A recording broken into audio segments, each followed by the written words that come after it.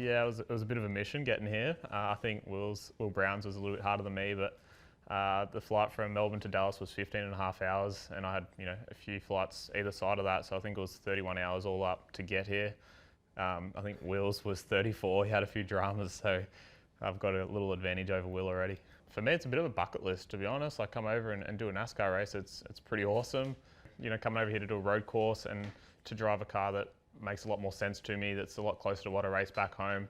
When he come over here and did what he did at Chicago, it definitely sparked a bit more interest from this side of the world. So it's probably a question you need to ask me after the race, to be honest. But I guess the truck racing, for me, like, there was a level of respect between the drivers, because you can go kind of take someone out or wreck somebody. So if you do that, you're going to get it back the next week. So there's kind of a bit more of a level of respect there. And then obviously back home you get penalised if you take someone out, where here you don't really. Yeah, it's my day job. So I just want to come over here and do a few races when I can fit them in, and I want to race as much as I can. So over the summer back home I race a sprint car, and then through the season, if I can fit in a few races like this, that's perfect for me.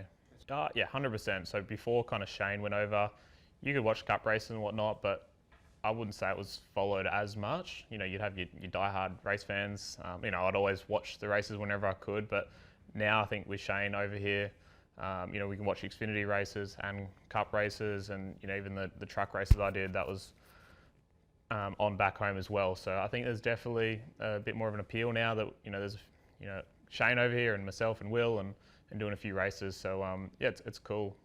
If someone's getting a bit aggressive with me, I'll give it back if I've got to. But it's just all about the experience, and I'll have a crack as much as I can. But be respectful to the guys that race over here full time.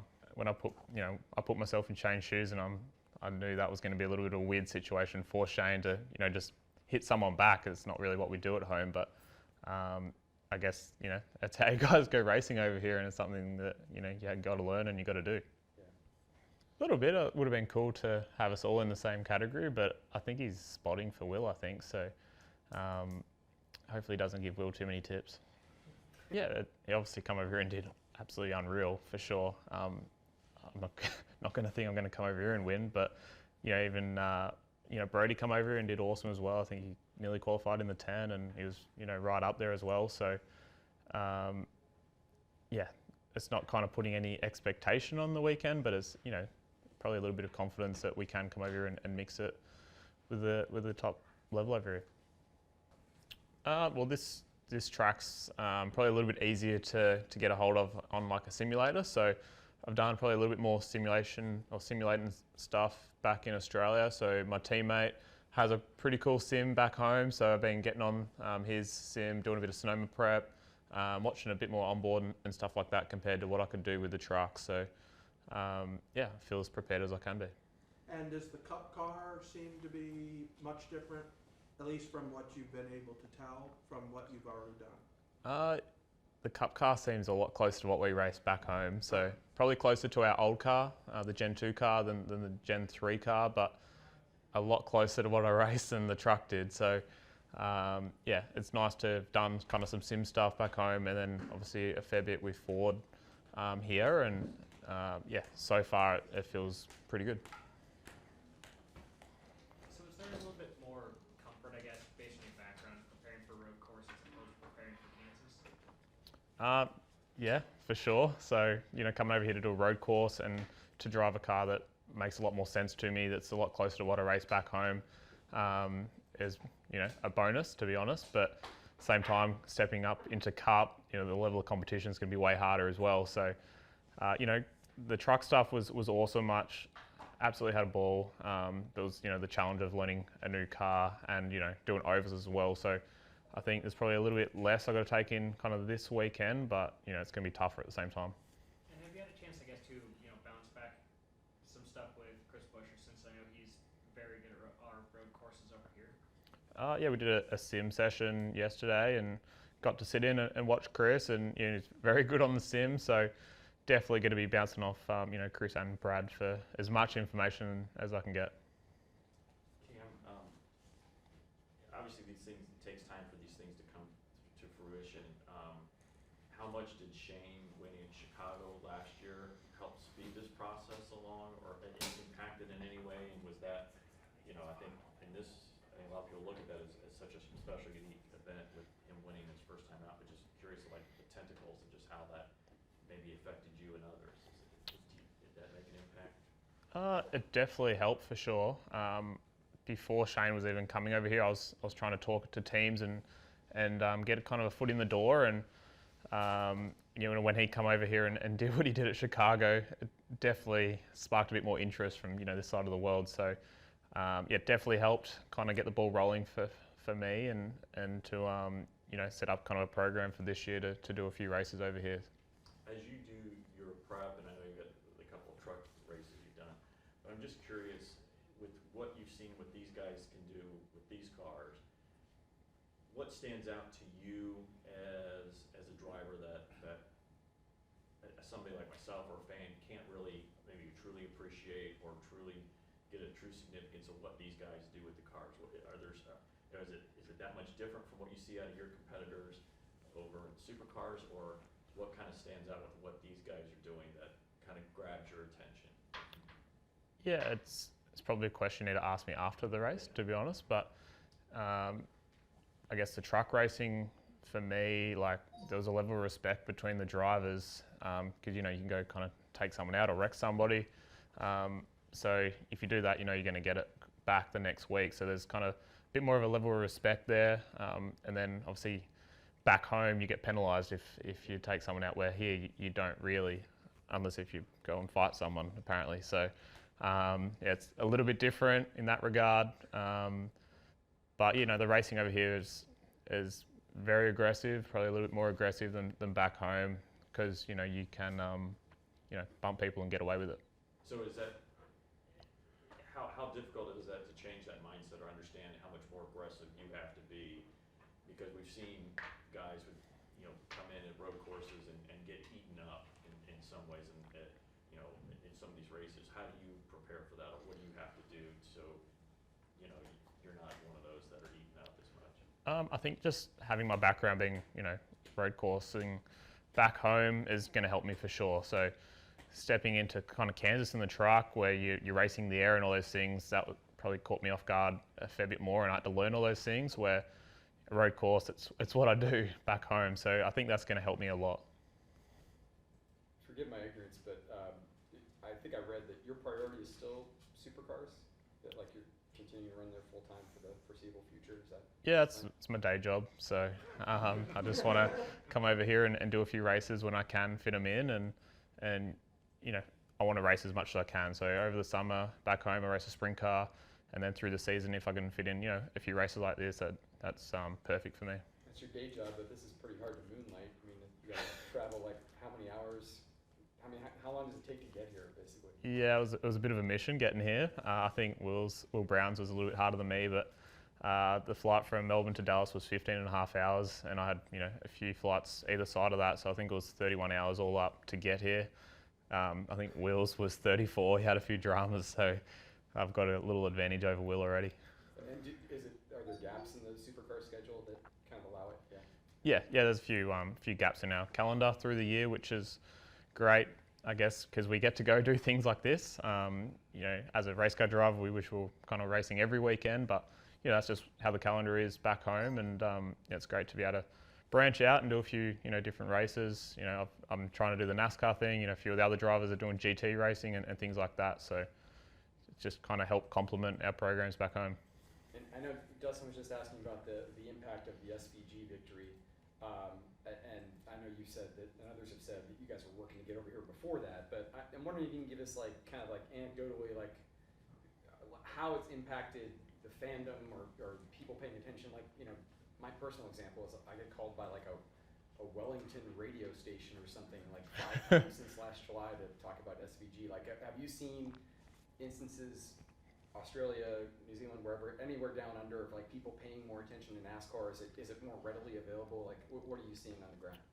Yeah, 100%. So before kind of Shane went over, you could watch cup races and whatnot, but I wouldn't say it was followed as much. You'd have your diehard race fans. I'd always watch the races whenever I could, but now I think with Shane over here, We can watch Xfinity races and Cup races, and even the truck races I did, that was on back home as well. So I think there's definitely a bit more of an appeal now that there's Shane over here and myself and Will and doing a few races. So it's cool.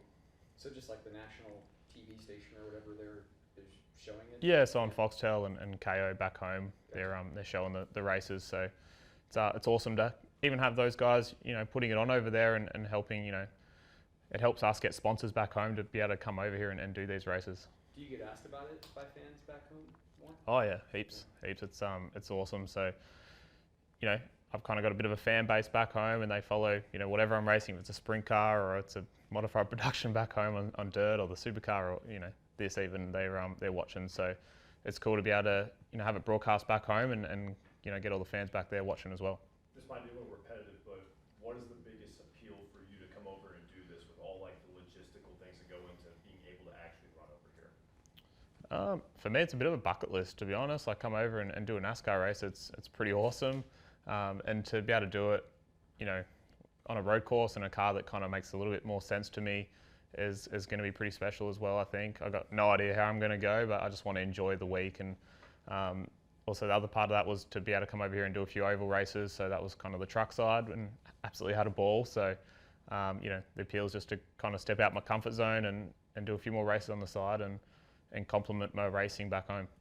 Forgive me if this was asked before I got here, but were you aware of Marcus Ambrose as a child, what he was doing over here? Yeah, 100%. So watched Marcus win a few championships back home and then come over here and obviously he did awesome over here. So yeah, even today, like, still call Marcus occasionally and he helped me with the truck stuff. So yeah. Why do you think there was such a drought between when he was here and I mean, just really cleaning everybody's clock on the road courses to win SVG, and now you got an opportunity? That's a really good question, and I don't really have an answer to it, to be honest. So I think the pathway over here is quite difficult for an Aussie, other side of the world, and to break in over here is quite difficult. So maybe that's why there wasn't a lot of people after Marcus coming over. You mentioned like you said, it was a bucket list thing, come over here and race NASCAR. I was curious why. I mean, what was it about NASCAR that made it like such up there as your objective? Well, back home I raced a sprint car, so I do a fair bit of oval stuff back home and dirt oval. Yep. So 410 sprint car, and I guess that's part of the appeal to come over here and do some oval racing, and then NASCAR's a pinnacle tin top category in the world. So to come over here and race a car which is similar to what I do back home, it's where the appeal come from. Okay. Well, Shane has kind of talked about this in the past, how like in NASCAR, there's a lot more touching involved versus supercars. How much of an adjustment has that been for you, and how much of an adjustment do you think will be on Sunday when you get out there? Yeah, it was a little bit of an adjustment to be honest at Martinsville. There was a fair bit going on, but I wouldn't say it was unfair, and it was pretty tactical, which was cool, I thought. It wasn't just people wrecking each other for the sake of it. Some people make mistakes and whatnot, but that's kind of separate. For me to come over here and race on Sunday, I'm not going to just go and hit people and rub people up the wrong way. Like, that's not what I'm doing it for. I want to come over here, have some fun, and if someone's getting a bit aggressive with me, I'll give it back if I've got to. But it's just all about the experience, and I'll have a crack as much as I can. But be respectful to the guys that race over here full time. Shane was saying that like he sort of had to, I think it was Austin Hill somewhere, I think Coda, like he ran into him in retaliation, and it was like, yeah, this is not something I'm used to doing, like yeah, ramming somebody with my car, but it's what you do in NASCAR because they're crazy. What's been your adaptation to that? Like, do you understand sort of more of the, when you want to hit guys back, especially when on a short track or whatever? Yeah, I watched that, and when I put myself in Shane's shoes, and I knew that was going to be a little bit of a weird situation for Shane to, just hit someone back. It's not really what we do at home, but I guess, that's how you guys go racing over here, and it's something that, you got to learn and you got to do. Yeah. Cam, kind of opposite of Lee's question, I'd asked Will this a couple weeks ago. What does it say about the Supercar Series now that so many of its top drivers Because you can see it both ways, right? That they're being discovered as very talented and getting an opportunity in NASCAR, but also that they're producing all these really great talents who want to go race somewhere else. Yeah, I think it just shows the level of supercars is quite high, and it's an awesome series down there. So, I've seen a few negative news articles about all the drivers wanting to leave and things like that, but at the same time, the category has produced such good drivers over the years, and the drivers still love supercars and they want to race in supercars. It's just more about probably racing a little bit more, and like I said, complement their racing programs to help them back home. So. I love supercars. We've had an up and down year back home, but it's been cool. Do you get a general idea that supercars drivers would like to have like a longer schedule? I think so, and even supercars themselves probably want a few more rounds through the year, but that's up to supercars to work on, to be honest. And if they had a few more rounds, next year or going forward, that would be awesome. I think everyone would be pretty happy.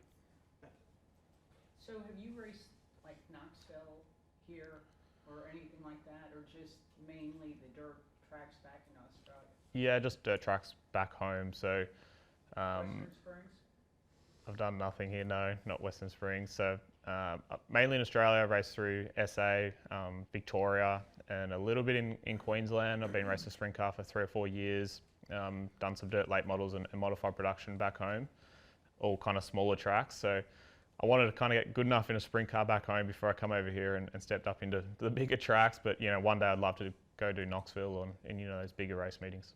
Because that's kind of the first time I understood the culture of the Aussies and New Zealanders, their racing, because they come over here during your winter, Yep. and the fans do at least, and some of your drivers, and there was just such a huge contingent here during our summer that it just kind of opened our eyes to what was going on. And so does this give you opportunities during your kind of off season to explore other opportunities?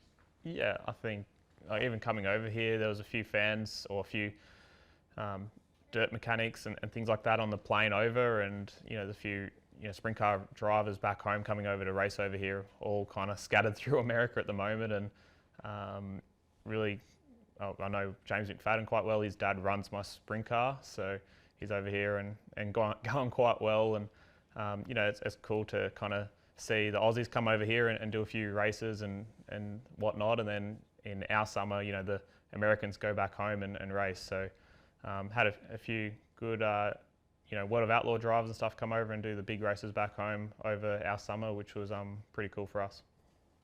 It's not just like you and SVG and Will and NASCAR. It's IndyCar, it's Dixon and Power and now Armstrong and it's Piastri and F1. It just seems like your entire region of the world like punches above its weight in terms of producing elite. Jet Lawrence? Yeah, McLaughlin. like just elite caliber athletes in any motorsport. Do you have any theory as to why Australia and New Zealand produce? Got no idea.